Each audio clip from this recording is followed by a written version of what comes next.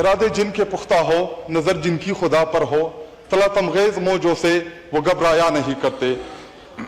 Deputy speaker صاحب، اللہ تعالیٰ نے قائد اعظم کے بعد اس ملک کو ایک بہت بڑا عظیم لیڈر جس کا نام عمران خان ہے اللہ تعالیٰ نے عطا کیا۔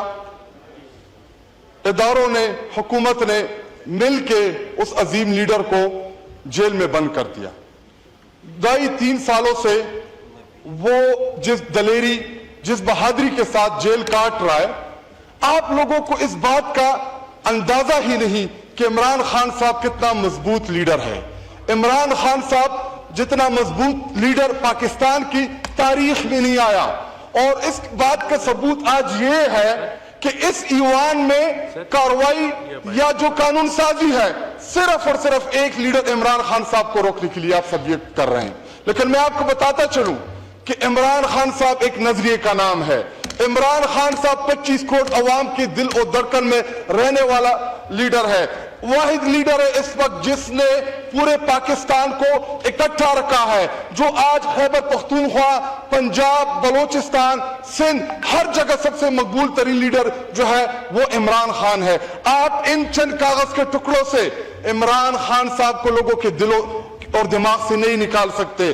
اور جناب ڈپٹی اسپیکر صاحب، اگر آپ کو عمران خان صاحب سے اتنا ہی ڈر ہے، اتنا ہی خوف ہے، تو کیوں نہ آپ چلے جائیں جیل، ان سے آپ بات کریں۔ میں اپنے لیڈر کو جانتا ہوں، پاکستان کی بہتری کے لیے، پاکستان کے لیے وہ آپ سے بات چیت ضرور کرے گا۔ آپ عمران خان کو ہرا نہیں سکتے، عمران خان صاحب کو آپ ڈرا نہیں سکتے۔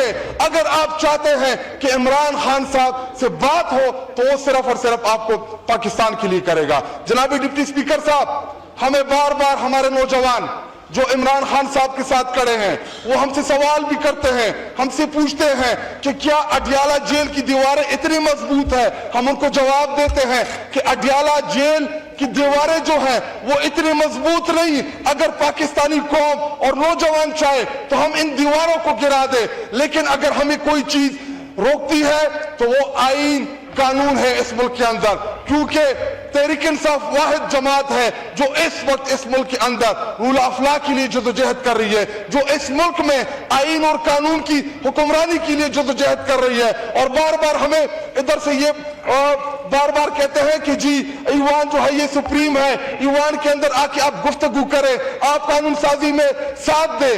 لیکن جناب ڈپٹی اسپیکر صاحب، اس بلڈنگ کی کوئی حیثیت نہیں ہے، اس میں بیٹھے جو لوگ ہوتے ہیں جب وہ ووٹ کی طاقت سے آتے ہیں، جب آپ کو عوام الیکٹ کر کے بیچتی ہے، جب آپ فارم 47 کے ذریعے دوسرے کے مینڈیٹ کے اوپر ڈاکہ ڈال کے ادھر آ کے بیٹھتے ہیں، تو اس ایوان کی نہ کوئی حیثیت ہے، نہ کوئی اس ایوان کی عزت کرتا ہے۔ ایوان کی عزت وقار تب بلند ہوتی ہے جب عوامی طاقت آپ کے ساتھ ہو، لیکن نہ آپ کے ساتھ عوام ہے، نہ آپ کے ساتھ طاقت ہے۔ اور بار بار ہمیں کہہ رہے ہیں کہ جی یہاں پہ ہمارے ساتھ 2/3 میجارٹی ہے، تو ایسا کریں کہ کبھی کسی پنجاب کی کسی قصبے میں یا کسی شہر میں اپنے اس وزیر اعظم کو یا اپنے جو آپ کے لیڈرشپ ہے ان کو کبھی آپ لے کے تو چلے ادھر، کبھی آپ بازار میں لے کے تو چلے کہ ان کو پتہ چلے کہ عوام کن کے ساتھ ہے۔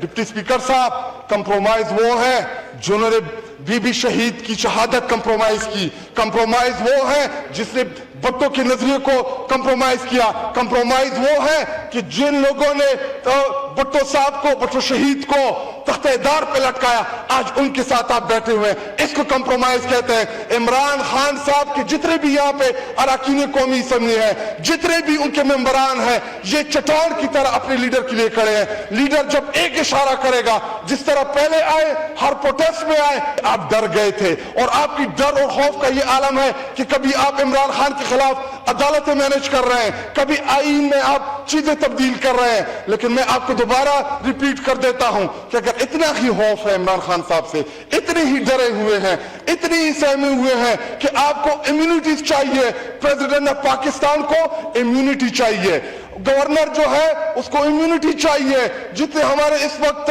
فورسز کے سربراہان ہیں ان کو امیونٹی چاہیے۔ اگر آپ بہادر ہیں، اگر آپ بہادر ہیں تو آپ کو کیوں امیونٹی چاہیے؟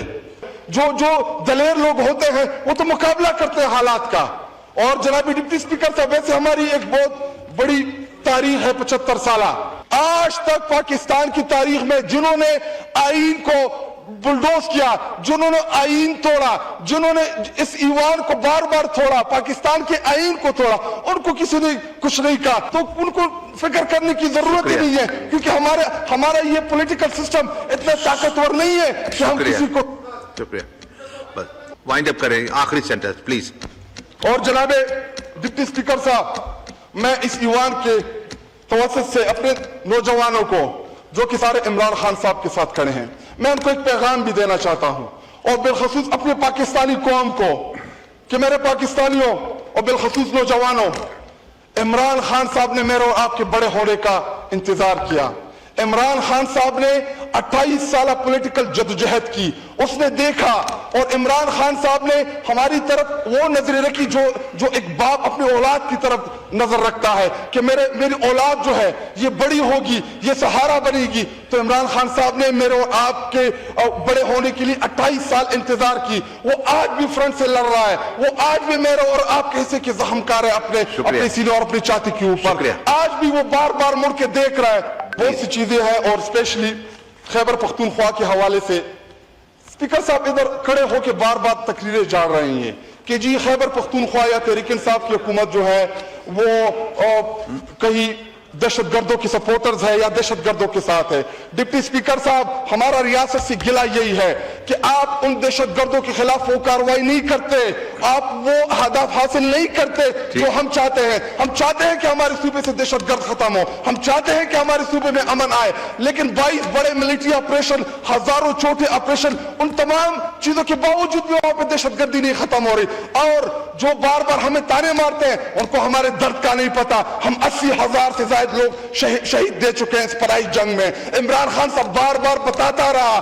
خیبر پختونخوا بالخصوص ہمارے ایکس فاٹا کے لوگ, ایک دور تھا عمران خان صاحب کا سنہرا کہ جو ٹیررزم کا دور, اس کو ہم ٹورزم کی طرف لے کے گئے, اور ٹوٹل اس میں کتنے دہشت گرد مارے, یا 5 یا 10, لیکن اس میں بچے شہید ہوئے, اس میں عام شہری شہید ہو گئے ہیں. اگر آپ چاہتے ہیں کہ ہم اس دہشت گردی کے ایشو کو, اس ناسور کو ختم کریں, تو پہلے آپ کو وہاں کے مقامی لوگوں کو اعتماد میں لینا ہوگا, ان سے بات چیت کرنی ہوگی, اعتماد سازی پیدا کرنی ہوگی. جب اپنے ہی لوگ اپنوں کو مشکوک نظر سے دیکھیں گے تو اس میں بچے ہوتے ہیں, خواتین ہوتے ہیں. ہم 80,000 سے زیادہ شہداء دے چکے ہیں اس دہشت گردی کے جنگ میں. اور دہشت گردی لانے والا کون؟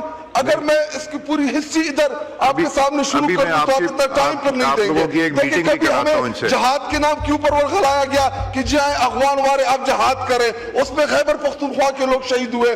اس کے بعد جب امریکہ والے آئے تو پرویز مشرف نے اپنی پالیسی چینج کی, دوبارہ اس میں ہمارے صوبے کے لوگ تباہ و برباد ہوئے. اب دوبارہ جب امریکہ چلا گیا ہے, افغانستان میں جو ٹرانزیکشن پیریڈ ہے وہ اس کی پالیسی جو ہے چینج ہو گئی ہے. اس کے باوجود بھی ہمیں امن نہیں مل رہا. ہمیں امن چاہیے,